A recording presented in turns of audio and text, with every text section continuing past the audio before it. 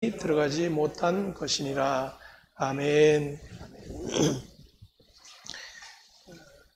3장 7절에서 11절까지의 말씀은 시편 95편에 나와 있는 시편 95편 7절에서 11절의 말씀을 그대로 인용을 하고 있습니다. 그래서 시편 95편에 보면 그는 우리의 하나님이시요 우리는 그가 기르시는 백성이며 그의 손이 돌보시는 양이기 때문이라. 너희가 오늘 그의 음성을 듣거든 너희는 무리바에서와 같이 또 광야의 마사에서 지냈던 날과 같이 너희 마음을 완악하게 하지 말지어다. 그때 너희 조상들이 내가 행한 일을 보고서도 나를 시험하고 조사하였도다. 내가 40년 동안 그 세대로 말미암아 근심하여 이르기를 그들은 마음이 미혹된 백성이라 내 길을 알지 못한다 하였도다. 그러므로 내가 노하여 맹세하기를 그들은 내 안식에 들어오지 못하리라 하였도다. 아멘. 이 말씀을 인용해서 히브리서 기자가 지금 또다시 주께서 행하고 계신 일들이 무엇인지를 가르쳐 주고 있는 것입니다.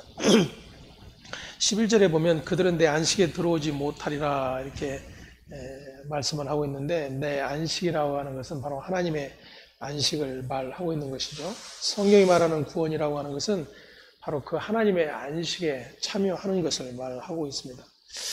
오늘 본문은 하나님의 안식에 참여하지 못하는 자가 누구인지에 대한 내용을 설명을 해주고 있습니다. 누가 하나님의 안식에 참여하지 못하는 자일까? 먼저 하나님의 안식이 등장하고 있는 성경은 창세기 2장이죠. 하나님이 자신의 계획에 따라 만물을 창조하시고 7일째 되는 날에 안식을 하셨습니다. 우리 창세기 2장 2절에서 3절을 우리 함께 찾아 봉독해 보겠습니다. 창세기 2장 2절과 3절.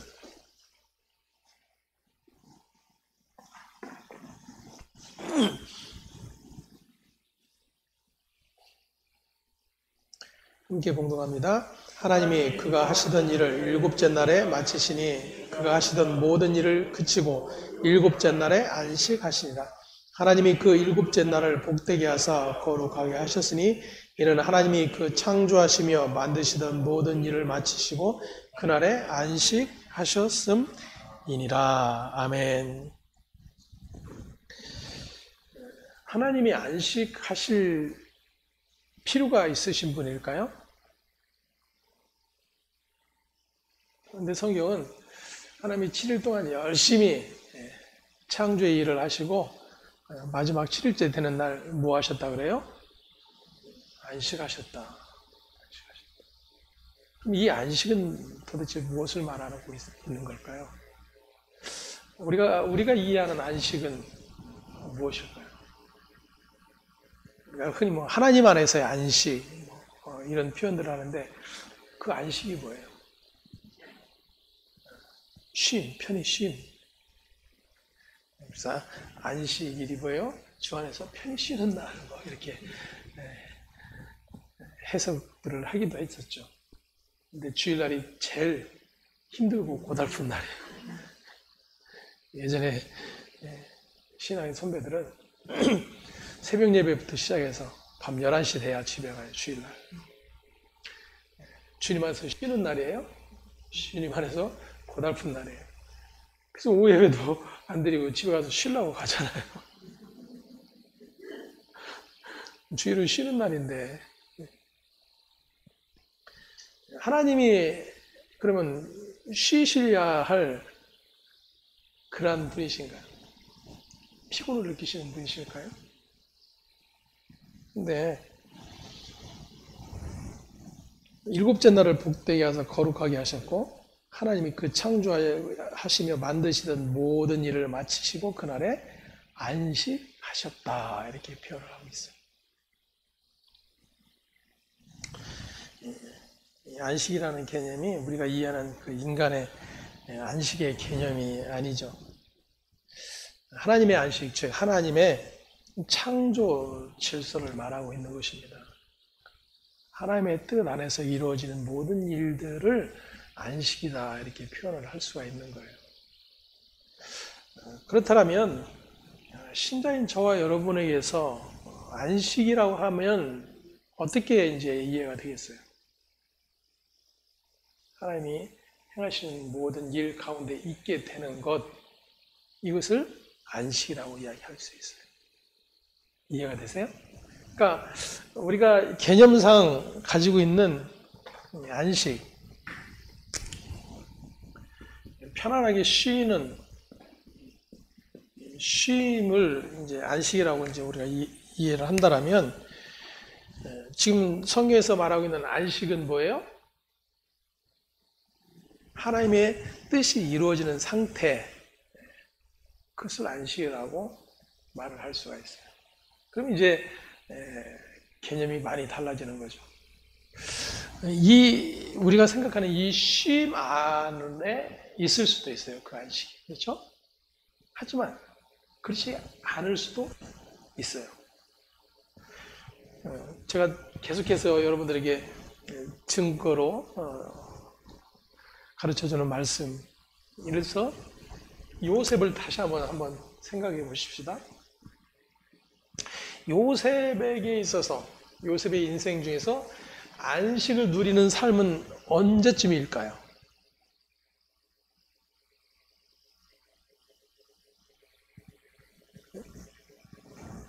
언제일까요? 총리가 되었을 때. 이제 모든 부족함이 없는, 더 이상 바랄 것도 없는 그러한 상태, 그것을 안식의 자리라고 이야기할 수도 있을 거예요. 그죠? 하지만 하나님의 뜻이 이루어지는 일을 안식으로 생각한다면 그 안식의 자리에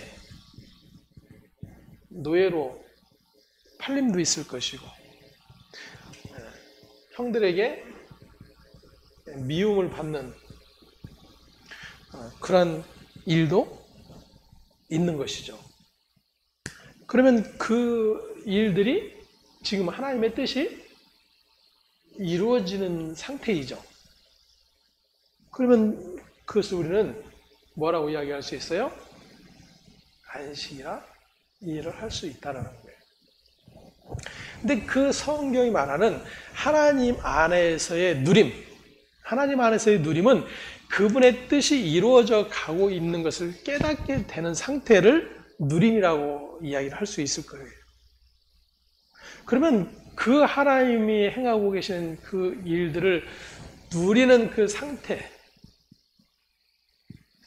그 자리에 서는 것을 뭐라고 이야기해요? 믿음이라 이렇게 이야기를 할 수가 있는 거예요. 그래서 지금 히브리서 기자가 시편 95편의 말씀을 인용해서 이야기하는 거예요. 너희 조상들이 안식을 누렸느냐 그거예요. 안식을 누렸느냐. 결과적으로 누리지 못하였다 그래요. 누리지 못하였다. 하나님이 그들에게 약속하고 약속한 것을 이루시어 가는 그 과정 가운데 있는데, 그들이 광야에서 계속해서 요구하는 건 뭐예요? 하나님 안에서의 누림, 그 하나님이 행하고 계시는 그 일에 대한 안식을 누리기를 원하고 계시는데, 하나님은 그들은 계속해서 무엇을 요구하는 거예요? 자기들의 안식을 요구하는 거예요. 자기들의 평안과 자기들의 쉼을 계속해서 요구하는 거예요.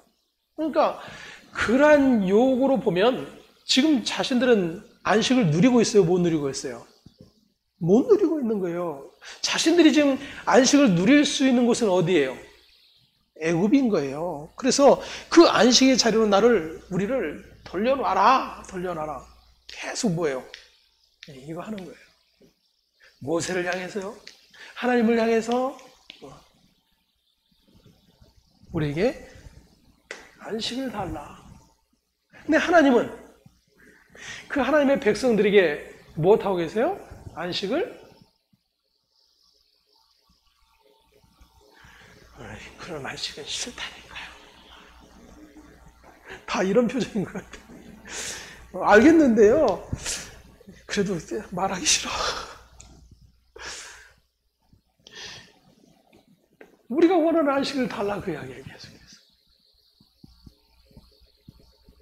그런데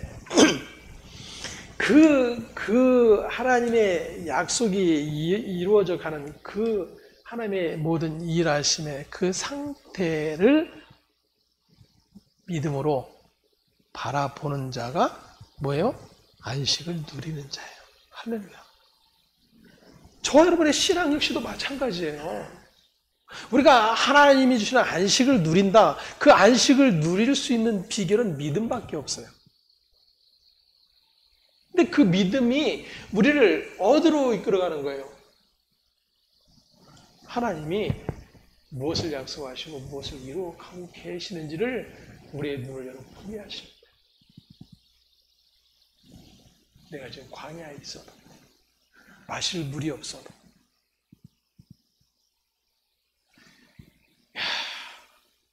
우리를 쫓아온 그 애국 군대를 구름기도 막아놓으시고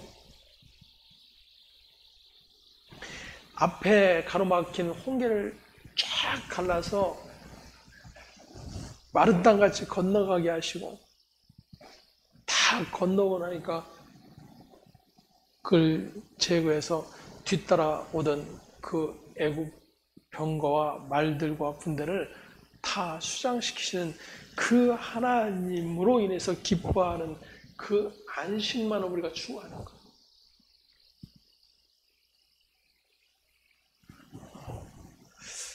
이런 자꾸 왜곡된 믿음이 우리를 그 하나님의 뜻을 알지 못하는 자료로 계속해서 몰아가고 있다는 거예요.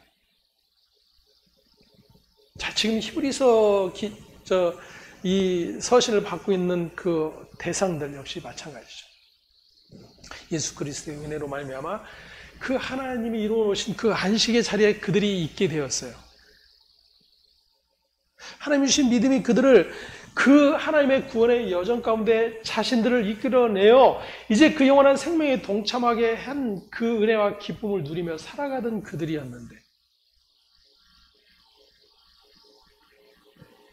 예의치 않은 사건들이 막 생겨나요. 고난이 닥치고 도저히 그것을 감당해낼 수 없는 그러한 일들이 내 앞에 놓이게 됩니다. 그럴 때 그들이 생각하게 되는 것은 뭐예요? 자신들이 원하는 안식을 찾게 되는 거예요. 그죠? 내가 원하는 안식을 찾는 거예요. 그래서 그 안식을 달라고 애타게 하나님께 부르짖기도 하겠죠. 근데 하나님은 그 자리에서 건져내 주시질 않아요. 계속해서 안식과 평안이 아닌 계속해서 두려움과 공포와 힘듦만이 계속해서 존재하게 돼요. 그래서 그들은 자신들이 원하는 안식의 자리로 돌아가야 되겠다라고 생각하는 거예요. 자, 보세요. 똑같은 구조예요. 여러분들 성경을 보면 이스라엘 백성들이 애굽에서 나와서 가나안에 들어가는 그 모든 그 여정 안에 저와 여러분의 삶이 고스란히 다 놓여 있어요. 다른 데서 찾을 필요가 없어요. 그래서 이들이 자신들이 원하는 안식을 찾겠다라고 나서는 거예요. 그래서 찾는 것이 어디예요?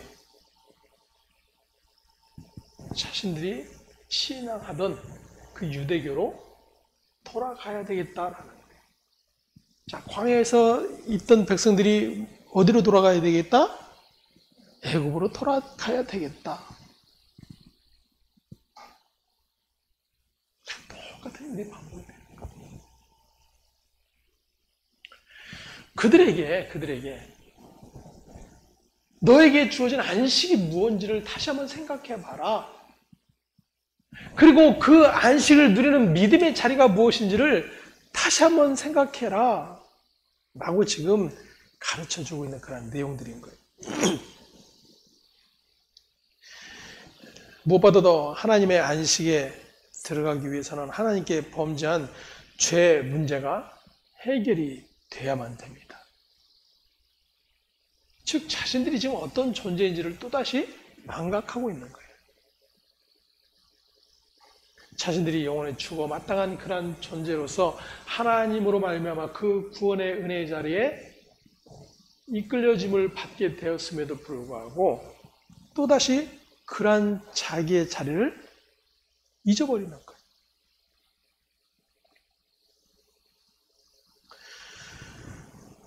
하나님께서는 이스라엘을 통해 인간이 처해 있는 비참한 그 죄의 실상을 계속해서 가르쳐 주기를 원하셨어요.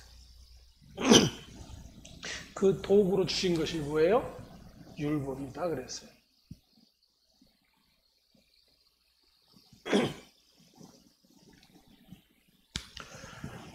저와 여러분도 신앙생활 하면서 늘 착각하는 것 중에 하나가 이 율법을 잘 지키면 안식을 누린다고 생각을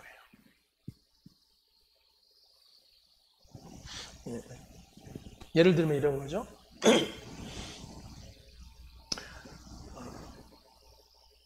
주일을 한 번도 빼먹지를 않았어요. 근데 피치 못할 사정으로 주일에 예배에 참석하지 못했습니다. 그 사람의 마음의 안식을 누리고 있을까요?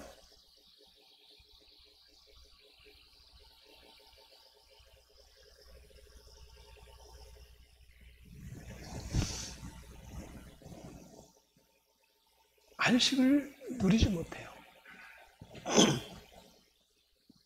왜냐하면 그 안식의 근거가 누구에게 있어요? 바로 나 자신에게 있기 때문에. 그러면 나는 이제부터 안식을 누려야지. 나에게 근거가 있는 것이 아니까 어쩌다 한번 빠지는 게 아니고 어쩌다 한번 교회 가도 되겠구나. 이런 분들이 꼭 있다니까요.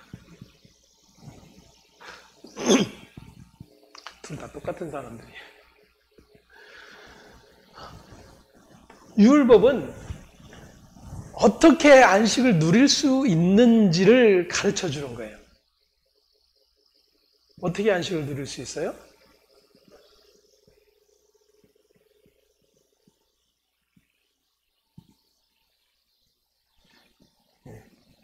그것도 그렇네요. 율법을 다 지키면 안식을 누릴 수 있어요? 그럼 이제 그거는 이미 그런 얘기죠. 어떻게 하면 안식을 누릴 수 있어요?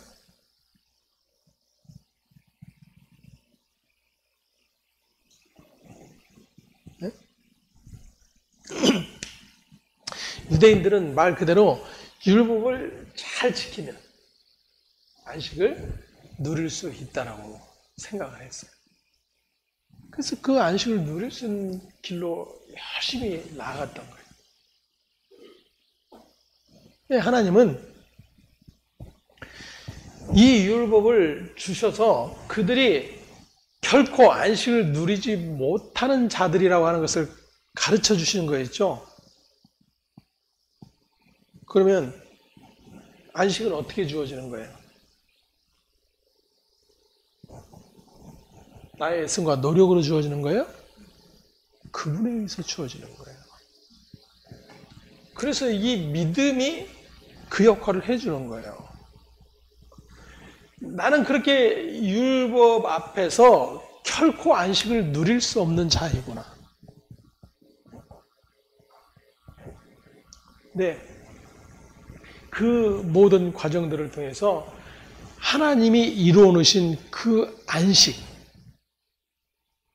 그 안식의 주인이신 예수 그리스도로 말미암아 참된 안식을 누릴 수 있는 자들로 우리를 이끌어내시는 일들이 일어나는 거예요. 그래서 이것을 발견한 자들, 그 하나님께서 행하시는 모든 그 안식의 일들을 아는 자들은 그 삶에서 무엇을 누려요? 안식을 누려가는 거예요. 그러니까 저와 여러분들이 신앙생활에서 안식을 누린다고 하는 것은 우리가 무엇을 행하고 그리고 그 결과로 해서 뭐 어떤 좋은 일들이 이루어져서 마음이 평안한 상태가 되는 것이 안식이 아닐까. 하나님의 이 일은 영혼부터 영혼까지 변함없이 진행이 되고 있어요. 그 하나님의 일하심에 내가 불림을 받았다라고 하면은 그 자체가 뭐예요? 안식의 자리인 거예요. 그것을 아는 것이 뭐예요? 믿음이 해주는 거예요, 믿음이. 그래서 히브리서 11장에 가면 믿음이 계속해서 강조가 되고 있어요. 믿음장이라고 이게 이름 붙여질 정도로 믿음이 무언가를 계속해서 설명해줘요. 11장 가서 이제 공부하겠지만 거기에 보면 아브라함부터 쭉 이제 등장을 합니다. 근데 자꾸만 뒤로 가면 갈수록 물음표가 생겨요. 이 사람이 믿음의 사람인가? 이 사람도 믿음의 사람이었던가? 여러분, 삼손 믿음의 사람이에요? 내세울 만큼? 우리가 본받자고 할 만큼? 근데 믿음의 사람 안에 들어가 있어요. 왜 그런가?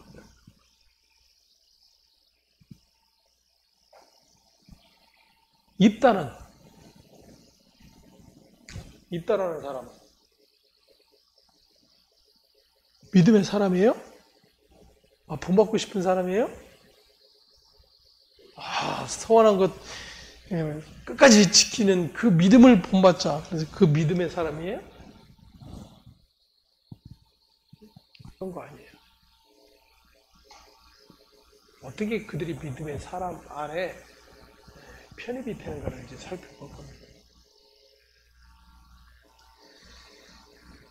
하나님께서 이스라엘을 부르신 이유는 이스라엘을 복주시기 위함이 아니었어요.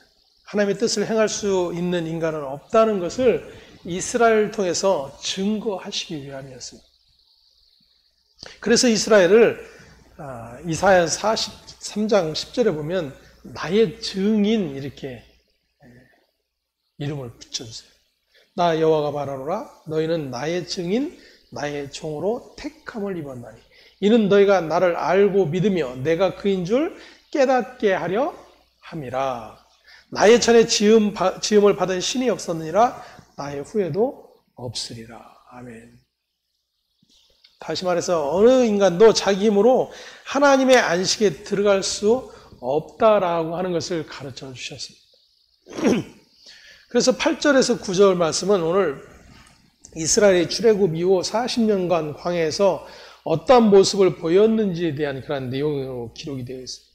하나님의 구원의 능력을 두 눈으로 보았으면서도 출애굽 이후에 40년간 광야에서 끊임없이 하나님을 원망하고 불평하며 애굽에서 나온 것을 후회하기만 했다라고 하는 것입니다. 그 이유는 오늘 10절에 나와 있습니다. 10절 한번 같이 다시 읽어볼까요?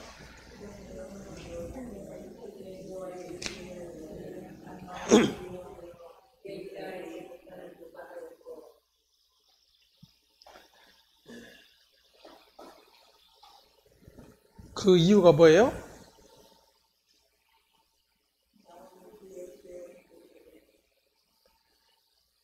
하나님의 길을 배우지 못했기 때문에 하나님이 행하여 가시는 그 길을 그들이 배우지 못했기 때문이다. 그런데 그 길은 무엇으로 보이는 길이냐면 바로 믿음으로 보이는 길입니다. 히브리서 11장 가봅시다. 한번.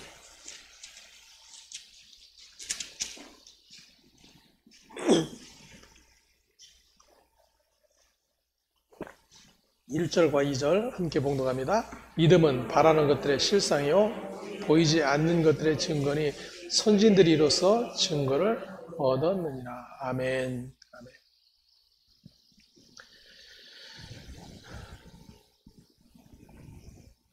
믿음이 하는 일은 보이지 않는 것을 보게 하는 거예요. 그것은 그냥 뭐 어떤 환상으로 베드로에게 보여주셨던 것처럼 믿을 수 없는, 생각할 수 없는 일들을 이렇게 나타내 보여주시는 것이 아니에요.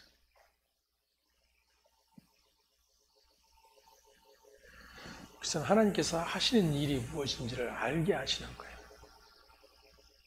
그것을 믿음이 하는 거예요.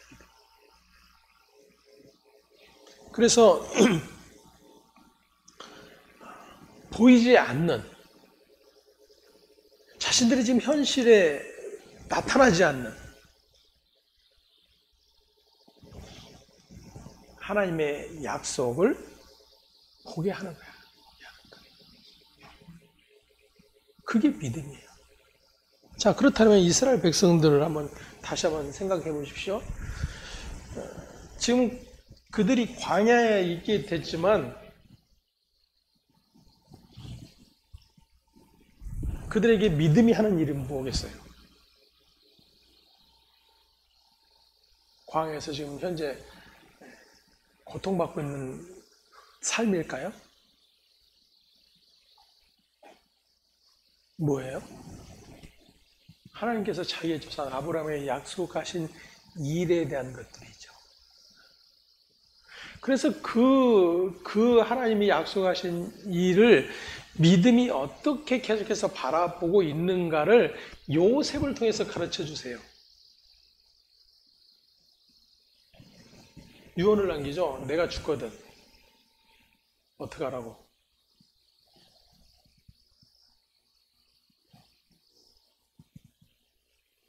예? 모르세요? 임종을 잘 지키셨어야지. 내 해구를 메고 약속을 따라 가라. 자신이 지금 묻혀 있을 곳이 어디예요? 여기 애굽이 아니에요. 총리로서 영광을 얻었던 이곳이 아니에요. 어디예요? 가나안. 그것을 지금 무엇이 하는 거예요? 믿음이 하는 거예요. 보이지 않는 것들을 실제로 보게 하시는 거예요. 그런데 지금 광야에 있는 이스라엘 백성들은 그 믿음이 있어요, 없어요? 없었다 그거예요. 왜? 그들은 보이는 것이 전부예요. 보이는 것이. 지금 자신들에게 처한 현실이 전부예요. 하나님이 약속으로 주신 것에 대한 어떤 소망도 없어요. 그저 지금 현실에 대한 문제 해결이 전부예요. 그것은 믿음이 아니고 뭐예요? 불신앙이다 그거예요. 그들이 광야에서 죽은 것은 믿음이 없었기 때문이다. 그런데 누구는 달랐다? 누구는 달랐다? 여호수아와 갈렙.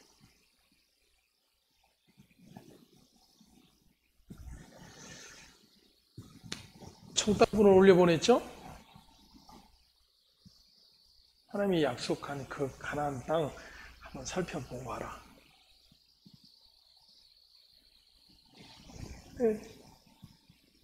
모두가 다 현실을 얘기했어요. 눈에 보이는 것을 얘기했어요. 믿음으로 이야기하지 않았어요. 여기서도 우리가 주의할 것은 믿음이라고 하는 것은 하나님께서 하실 것을 믿습니다라고 하는 이 막연한 믿음이 아니에요. 주여 믿습니다. 이루어 주실 줄 믿습니다. 될 줄 믿습니다. 이걸 믿음이라고 하는 거 아니에요. 믿음이 뭐예요? 그러면 하나님께서 약속하신 것을 하나님이 이루실 것에 대한 믿음이에요. 네? 그럼 무슨 약속을 하고 있느냐고요, 무슨 약속? 아브라함에게 무슨 약속을, 자기 조상들에게 무슨 약속을 하고 있었느냐고요. 무슨 약속을 하셨어요? 4대 만에 이곳으로 돌아올 것이다.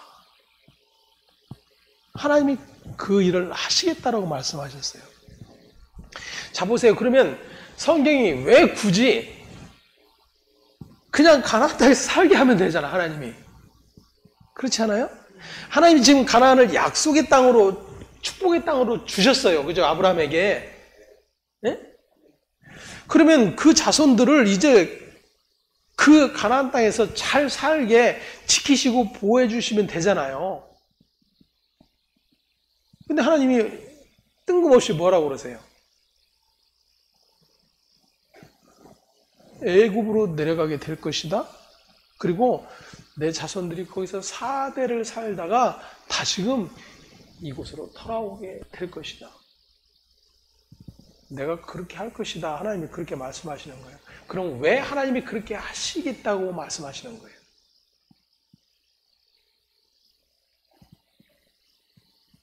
하나님 뜻이니까 막연하죠.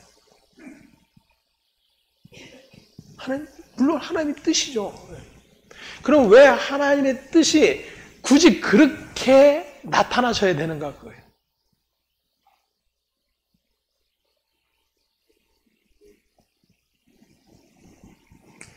자, 아브라함에게 약속을 주시면서 아브라함을 이 믿음의 대표로 세우셨어요. 흔히 말하는 믿음의 조상. 예? 그러면 그 믿음이 계속해서 바라보아야 되는 것은 뭐냐면 하나님께서 약속하고 이루어 가시는 일들에 대한 거예요. 그럼 하나님이 굳이 왜 이렇게 430년을 빙빙 돌게 하다가 결국 그 가나안 땅에 돌아오게 하는가? 저와 여러분들의 모든 관심이 하나님의 약속에 있지 않은 것을 우리에게 가르쳐 주세요.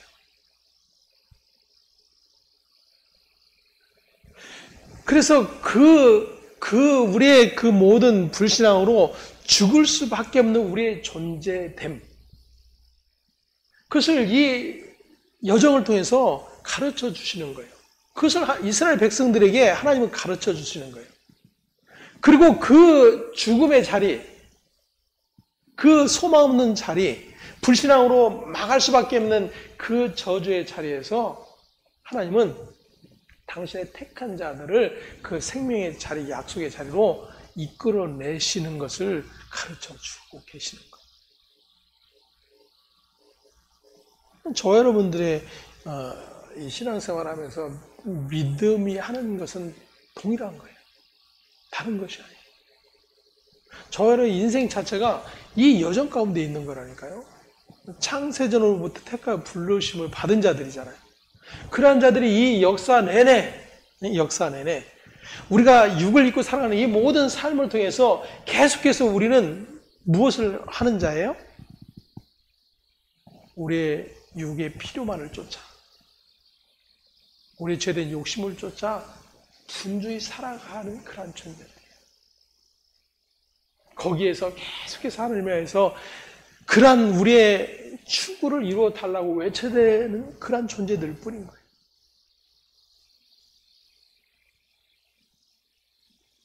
그러한 자들이 어떻게 하나님의 은혜의 자리로 초대받게 되었는지 믿음이 그것을 우리에게 가르쳐주고 있는 거예요. 성경에 먼저 그렇게 불러냄을 받은 자들을 통해서 우리에게 또 그렇게 보여주고 계세요. 그래서 저와 여러분이 이것은 안식이 아니야, 이것은 평안이 아니야, 이런 모든 상황과 환경 가운데서도 우리의 믿음은 무엇을 바라보게 만드는 거예요? 그 하나님의 약속을 바라보게 만드는 거예요. 보이지 않는 그 증거를 바라보게 하시는 거예요. 그리고 그것을 통해서 무엇을 누려요? 안식을 누리는 자들로 계속해서 이끌어내시는 겁니다. 그것을 복으로 여기는 자들이 뭐예요? 믿음이 있는 자들이에요. 믿음이 있는 자들. 근데 그런 복 필요 없어요. 고기 주세요. 외국으로 돌려주세요. 이렇게 외쳐대는 자들이 어떤 자들이에요? 그들이 믿음이 없는 불신한 자들이에요. 계속해서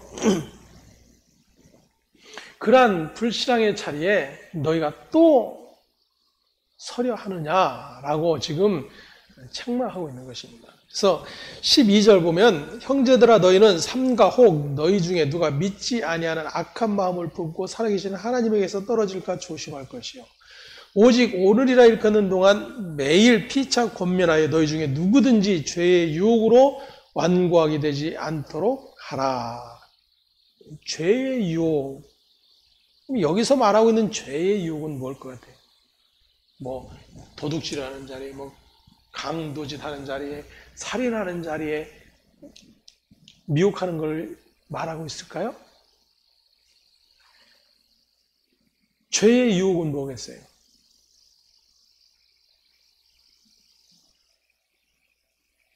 그 하나님의 안식이 아닌 자기의 안식을 추구하는 자리지. 지금 유대 그리스도인들이 지금 그러한 상황에 처해 있는 거예요.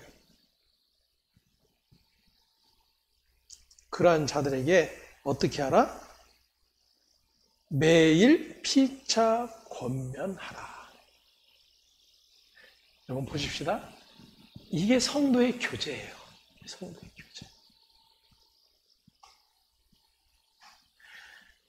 그냥 우리가 그냥 모이면 막 즐겁고 기쁘고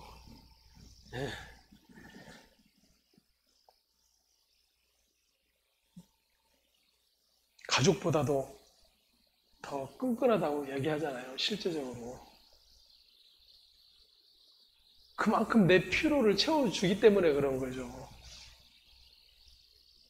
가족들은 한치 건너고 멀리 있고 그런데 교회 지체들은 늘 가까이 있고 내 문제를 알고 나를 위해서 기도해주고 내 어떤 것을 계속해서 챙겨주고 그러니까 그걸 우리는 그리스도의 사랑이라고 자꾸만 착각을 하기도 합니다.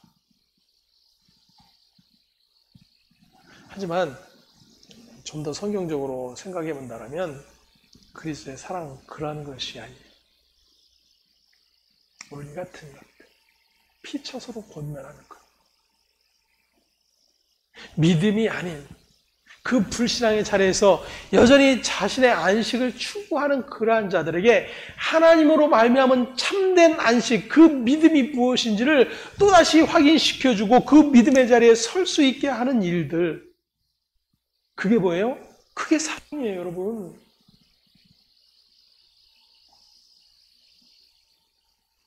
근데 그런 거는 전혀 없어, 교회가.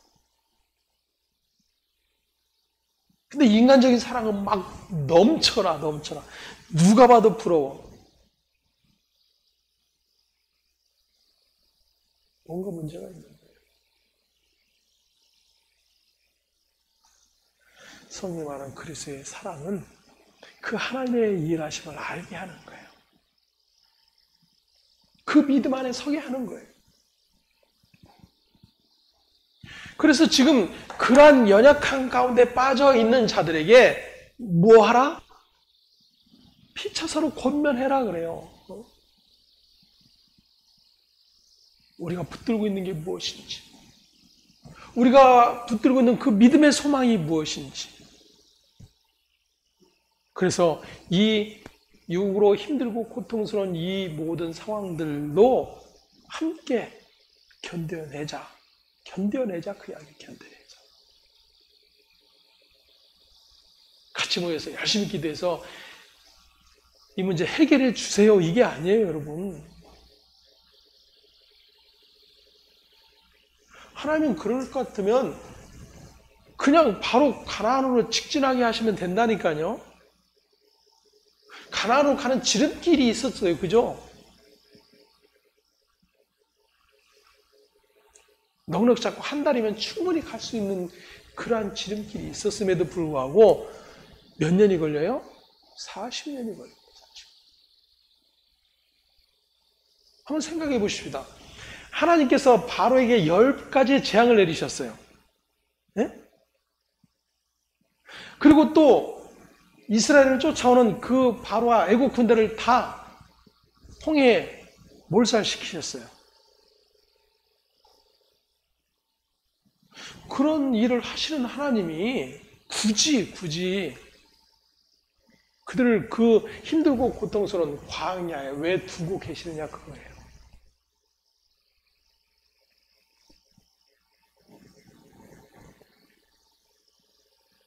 우리는 그 이스라엘 백성들은 늘 외쳐야 되는 거죠. 하나님 바로에게 행했던 것처럼 홍해를 가르셨던 것처럼 우리에게 능력을 행해 주세요. 행해 주세요. 행해 주세요. 이 광야를 없애 주세요. 빨리 가나안으로 인도해 주세요.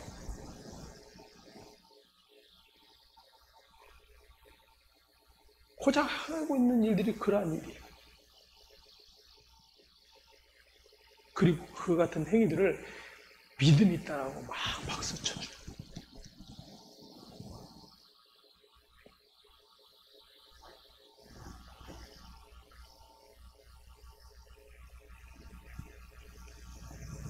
오직 오늘이라 일컫는 동안에 그래. 오늘이라 일컫는 동안에.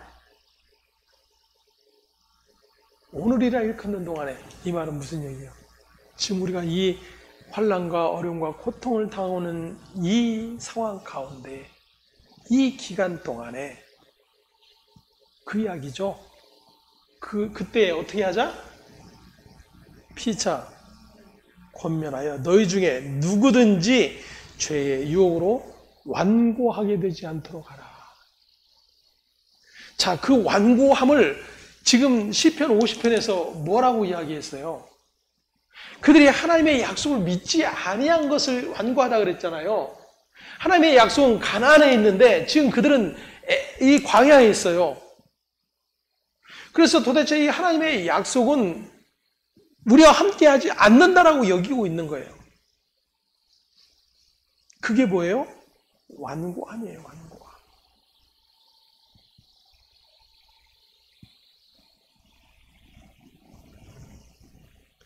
주의 말씀 앞에 드러날 때마다 뒷꼭지가 그냥 서늘해요.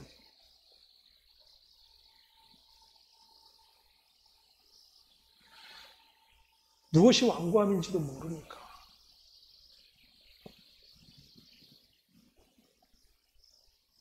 (12절에) 보면 형제들아 너희는 삼가 혹 너희 중에 누가 믿지 아니하는 악한 마음을 품고 살아계신 하나님에게서 떨어질까 조심할 것이요. 믿지 아니하는 악한 마음이 곧 뭐예요? 불신앙인 거죠. 불신앙. 분명히 하나님의 약속이 있고 그 약속이 지금 이루어져 가는 중인데 전혀 없다라고 여기는 거예요.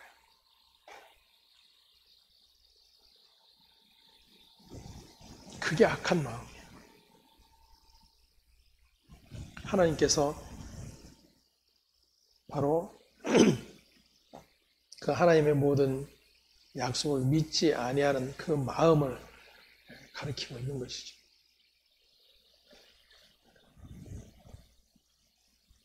(14절에) 보면 이렇게 권면해 주고 있습니다. 우리가 시작할 때 확신한 것을 우리가 시작할 때는 언제일까요? 예수 그리스도를 믿었을 때, 그 믿음이 주어졌을 때를 이야기하는 거죠. 끝까지 견고히 잡고 있으면 그리스도와 함께 참여한 자가 되리라. 아멘. 그들이 확신했던 것은 바로 그리스도가 길이요 진리요 생명이라고 하는 그 진리였습니다. 유대교가 확신했던 율법 행위, 그것은 마치 모래성과 같은 거예요. 하지만 그리스도가 길이요 진리요 생명이라고 하는 이 진리에 서는 것, 그것이 바로 반석 위에 서는 것임을 알 수가 있습니다. 그래서 주님이 비유로 어리석은 자와 지혜로운 자에 대한 말씀을 하시죠. 집을 짓는데 어리석은 자는 모고리 위에 집을 짓고 지혜로운 자는 반석 위에 집을 짓느니라. 여기서 어리석은 자와 지혜로운 자가 분명히 드러나고 있죠. 지금 이 히브리서 기자가 말하고 있는 어리석은 자는 누구예요? 다시 그 율법의 자리로 돌아가려고 하는 자들. 율법에 의해 그 근거를 세우려고 하는 자들. 그들이 어리석은 자들. 지혜로운 자는 길이요 진리 되신 예수 그리스도, 그 안에 생명이 있음을 굳게 붙드는 일. 그들이 바로 지혜로운 자인 것을 알 수가 있습니다. 교회를 열심히 다니는 것이 중요한 것이 아니죠. 성경의 규례를 열심히 지키고 선하게 사는 것 역시도 중요한 문제가 아닙니다. 우리는 그것을 대단히 중요한 문제로 여기지만 하나님은 결코 그러한 것을 중요하게 여기시지 않는 분이에요.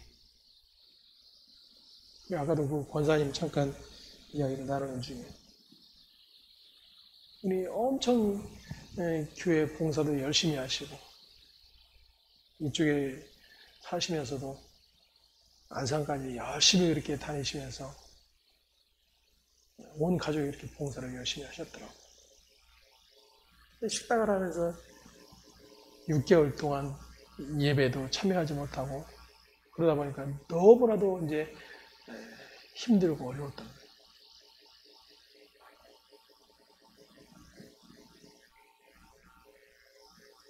제가 그분에게 이런 말씀을 드렸습니다. 권사님에게는 그 6개월이 은혜의 시간입니다.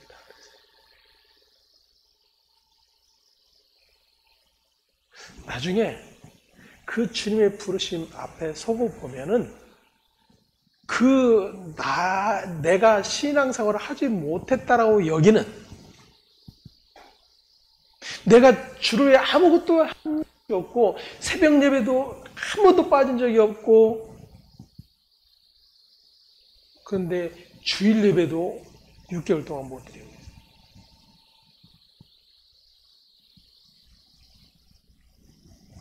그것이 은혜의 시간이에요. 이제부터는 나도 은혜의 시간을 가져야 되겠다.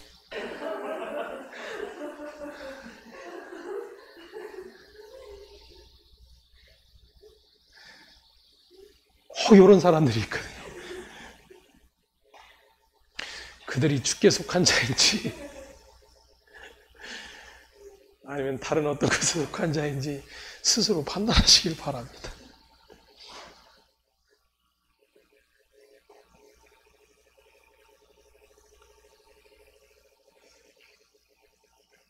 그게 은혜의 시간이었구나가 확인될 때가 있어요.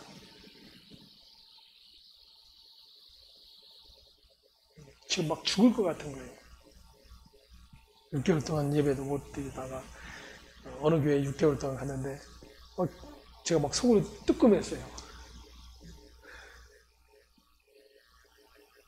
막 가급해가지고 그래도 교회를 찾아가 6개월 동안 다니는데 그거는 절기도 하나도 안 지키더래.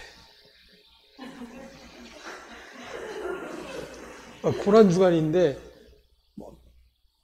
자기도 까먹고 있었는데 어느 날 보니까 고난주간에서 막 너무나도 슬퍼서 눈물이 났대. 큰일 났네.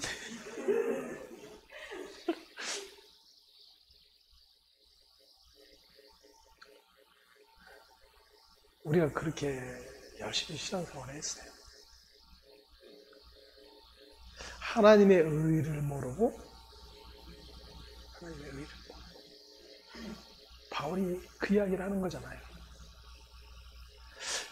그래서 이게 이거였구나라고 나중에 주님 말씀 앞에서 확인되어질 때에 여러분 그 광야의 6개월의 기간이 얼마나 그에게 감격의 시간들로 다가오겠어요.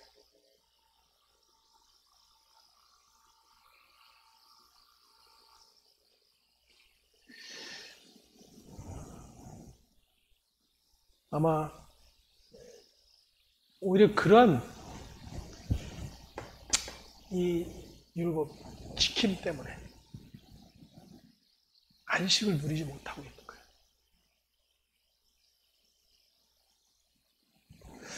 하나님은 그런 것에 관심이 없어요.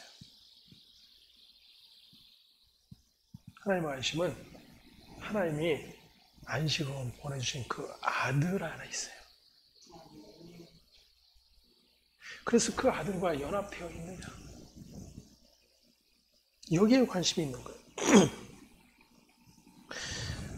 로마서 6장 4절에서 5절을 읽고 그리스도 함께 참여한 자의 의미를 말해 보시다 그랬어요. 먼저 로마서 6장 4절과 5절.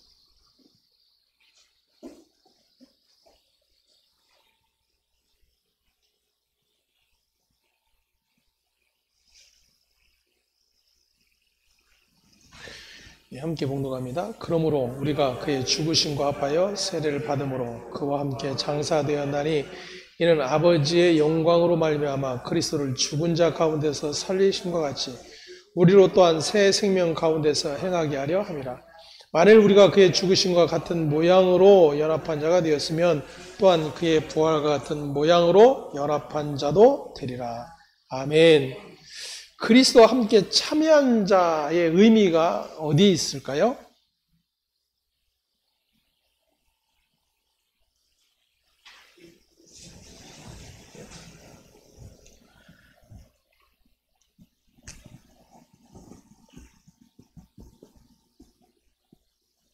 그리스도와의 연합에 있어요. 연합. 자, 그런데 여기 보세요. 5절에 보면 만일 우리가 그의 죽으심과 같은 모양으로 연합한 자가 되었으면, 자, 저 여러분이 그리스도와 연합한 자인가요, 아닌가요? 예? 연합한 자라고 우리는 이제 자랑스럽게 담대하게 이야기를 하죠.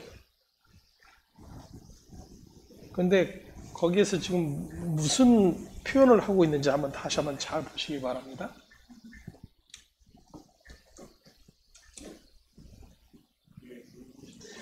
그의 죽으심과 같은 모양으로.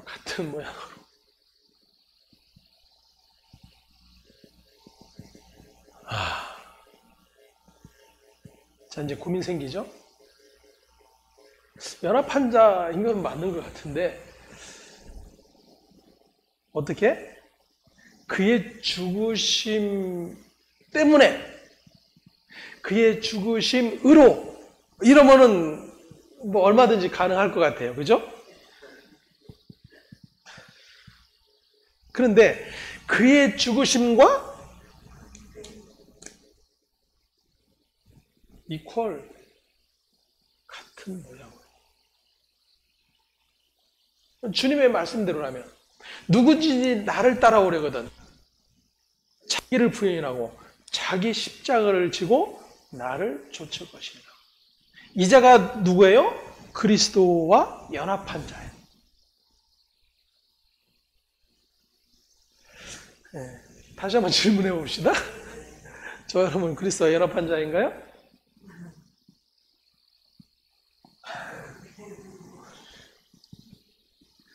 그래도 변함없이 예가 나와야 돼요. 근데 그 예는 뭐예요? 자꾸만 그거를 나에게서 찾으니까 이게 답이 안 나오는 거예요. 예? 그의 죽으심과 같은 모양으로 우리를 묶어 놓으셨다니까요.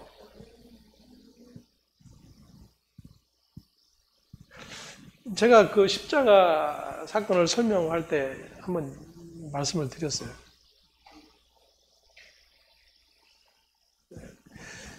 그 죄인과 같은 형벌의 자리에 서는 것은 뭐냐면, 그렇게 달려 죽은 그 시체와 어떻게 함께 묶어 놓는 거예요. 네?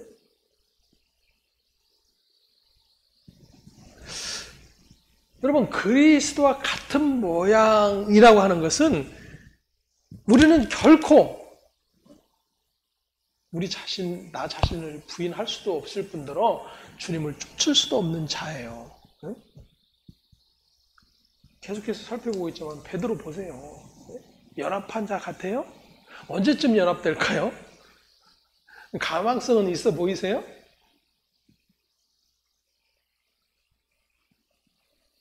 그러다 그냥 나이 먹어서 치매 걸리고 끝날 것 같은데.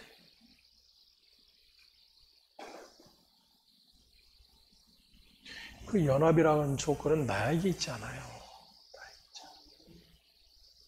그분이 찾아오셔서 친히 나를 꽁꽁 함께 묶어 놓으시는 거라니까요. 그래서 나는 죽은 자구나, 이렇게 시체와 같이 이렇게 썩은 냄새나는 그런 존재로 나는 죽은 자이구나가 확인된 자에게 어떤 일이 일어나는 거예요? 그 다음, 또한 그의 부활과 같은 모양으로 연합한 자도 되리라. 아멘. 이게 저와 여러분에게 조건이 하나라도 있을 것 같은가요? 죽음은 어떻게 한번 흉내 내볼 수 있다 해도 부활은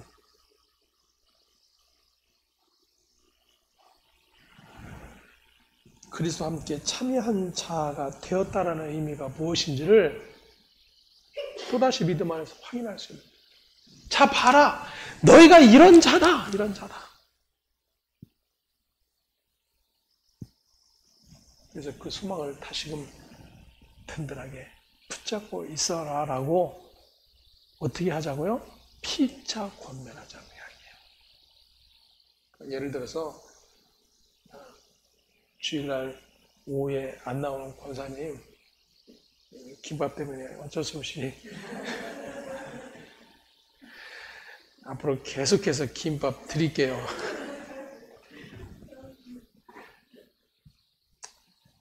그것을 이야기하는 것이 아니라 피차 권면이 뭐예요? 우리의 소망이 어디에 있는가를 다시금 확인하는 거예요. 우리의 이 모임과 우리의 예배와 우리가 나누어지는 이 말씀 안에서 내가 그래도 권사인데, 내가 왕년에 그래도 이랬는데, 그래서 이 면 때문에 앉아있는 거 주님 아무런 상관없죠 하세요. 주님이 상관하고 계신 건 뭐겠어요? 그 믿음이 작동되는 자들, 그 믿음이 작동되는 자들.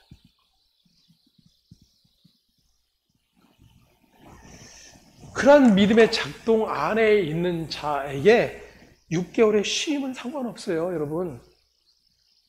이해가 되세요?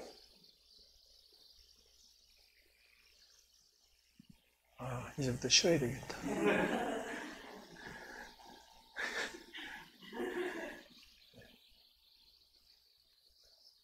필요하면 주님이 그렇게 하신다니까요. 내가 하려고 하지 마세요.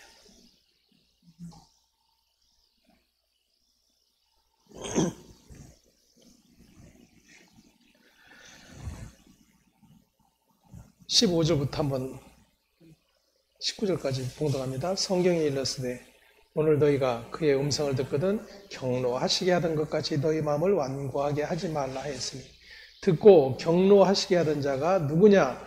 모세를 따라 애굽에서 나온 모든 사람이 아니냐? 또 하나님이 40년 동안 누구에게 노하셨느냐? 그들의 시체가 광야에 엎드러진 범죄한 자들에게가 아니냐? 또 하나님이 누구에게 맹세하사 그의 안식에 들어오지 못하리라 하셨느냐? 곧 순종하지 아니하던 자들에게가 아니냐. 이로 보건대 그들이 믿지 아니함으로 등이 들어가지 못한 것이라. 아멘.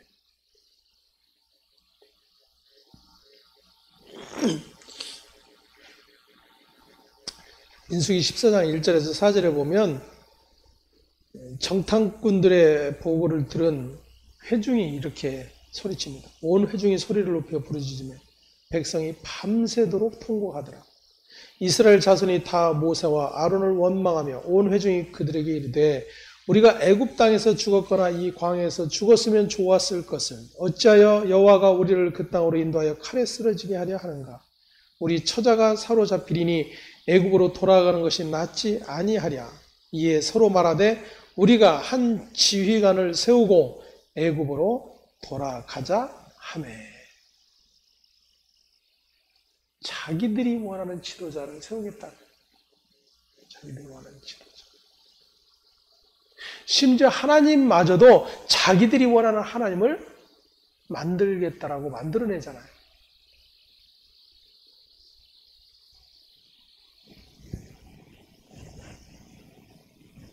그들에게 하나님께서 이렇게 말씀하십니다. 이 백성이 어느 때까지 나를 멸시하겠느냐?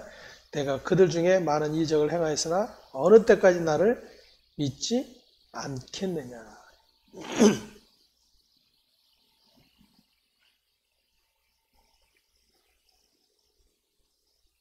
과거 1400년 전에 벌어졌던 이 이야기를 하고 있는 이유는 히브리서의 수신자들이 복음에서 떠나 다시 유대교로 돌아가려고 하고 있기 때문입니다. 눈에 보이는 현실의 극한 삶 앞에서 믿음을 더 이상 붙들고 있기가 힘이 들었기 때문입니다. 복음은 우리를 그리스도의 의만 바라보게 하기 때문이에요. 그래서 힘이 들어요. 그리스도의 의만, 하나님의 약속만 붙들게 하기 때문에 힘이 든 거예요. 왜? 그것은 내 현실과 내 상황과 상관없는 것들이거든요. 오히려 내 상황과 현실에 맞닥뜨려지는 그런 어려움들이 더 큰 것이다.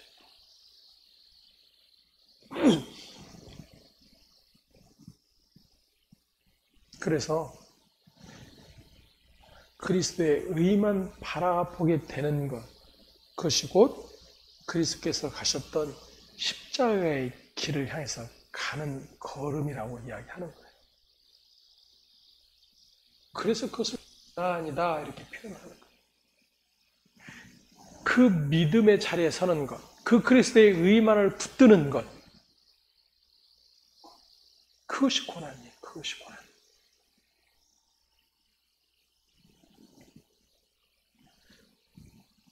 하나님은 그렇게 저와 여러분을 그리스도께서 하셨던 그 십자가의 길로 이끌어 가고 계시다는 것입니다. 그리고 그 길이 바로 생명의 길이며 그 길이 바로 믿음이 이끌어 가는 길이라고 하는 사실을 또다시 확인을 할 수 있게 되는 것입니다. 저와 여러분은 매일 눈에 보이는 것만 바라보며 살아갈 수밖에 없는 그러한 존재들은 분명합니다. 왜냐하면 우리에게 믿음이 없기 때문이에요. 하지만 이러한 우리에게 하나님께서 보배로운 믿음을 선물로 주셨습니다. 그리고 그 믿음 안에서 하나님의 약속을 바라보며 하나님의 안식에 참여하는 자들로 불러 세우셨다는 것을 기억할 수 있기를 바랍니다.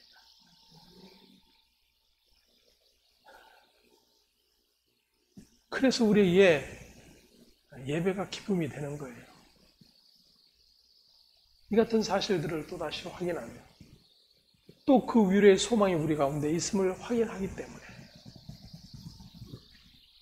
그리고 이 같은 믿음의 자리를 확인하고 또 그렇지 않은 자들에게 피차 권면할 수 있는 그러한 은혜가 우리에게 주어지기 때문입니다. 그래서 교회에 모이기를 힘써야 되는 거예요. 다른 것 때문에 모이기 힘써야 되는 것이 아니에요. 야, 그 교회 가니까 뭐 주더라? 뭐도 있더라? 그것은 아무나 가요. 그렇죠? 아무나. 그 필요를 따라 필요한 사람들은 언제든지 찾아가요.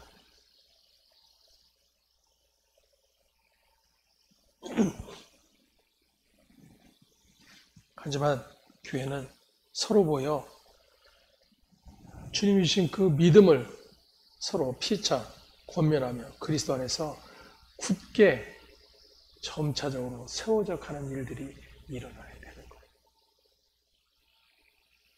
그래서 내가 그 세워진 만큼 또 다른 자들에게, 또 연약한 자들에게 피차 가르치고 권면해서 그 믿음의 자리에서 함께 하나님을 찬송하기를 소망하는 것입니다. 그게 주님의 피값으로 사신 교회의 모습이에요. 오늘도 그 은혜 안에 부르심을 입은 저와 여러분이 그렇게 하나님이 이루어 놓으신 안식과 그 믿음 안에 또 참여된 자임을 확인하는 그런 복된 시간 되어지를 간절히 소망합니다. 기도합니다. 하나님 감사합니다. 하나님의 안식에 참여할 수 있는 자들이 누구인지, 또 그 믿음으로 말미암아 그 안식을 누릴 수 있는 자들이 누구인지를 또다시 확인시켜 주시니 감사합니다. 우리는 그 안식과 그 믿음과 전혀 상관없는 자일 뿐더러 오히려 불순종으로 말미암아 광야에서 죽을 수밖에 없는 그러한 존재들이니 너무나도 분명합니다. 그러한 우리를 약속하신 그 모든 약속을 이루시기 위하여, 그 약속의 자리로 이끌어내시기 위하여 아들 예수 그리스도로 말미암아 그와 같은 죽음의 자리로, 또 그와 같은 부활의 생명의 자리로 우리를 함께 묶어 연합하게 해주신 아버지에 감사를 드립니다. 날마다 이 은혜의 풍성함을 부여잡고 이 땅에 사는 동안에 광야의 물이 없음과 먹을 것이 없음과 고기 없음과 부추 없음과 파와 외 없음의 모든 원망의 자리, 그 자리에서 하나님의 약속을 부여잡고 한 걸음 한 걸음 주의 손에 붙들려 이끌려가는 그런 복된 성도들 되어줄 수 있도록 하나님 은총을 하여 주시옵소서. 감사하고 우리 주 예수 그리스도의 이름으로 기도합니다. 아멘. 하늘에 계신 우리 아버지여, 이름이 거룩히 여김을 받으시오며 나라의 임하옵시며 뜻이 하늘에서 이룬 것 같이 땅에서도 이루어지이다. 오늘날 우리에게 일용할 양식을 주옵시고 우리가 우리에게 죄 지은 자를 사하여 준 것 같이 우리 죄를 사하여 주옵시고 우리를 시험에 들게 하지 마옵시며 다만 악에서 구하옵소서. 되게 나라와 권세와 영광의 아버지께 영원히 있사옵나이다. 아멘.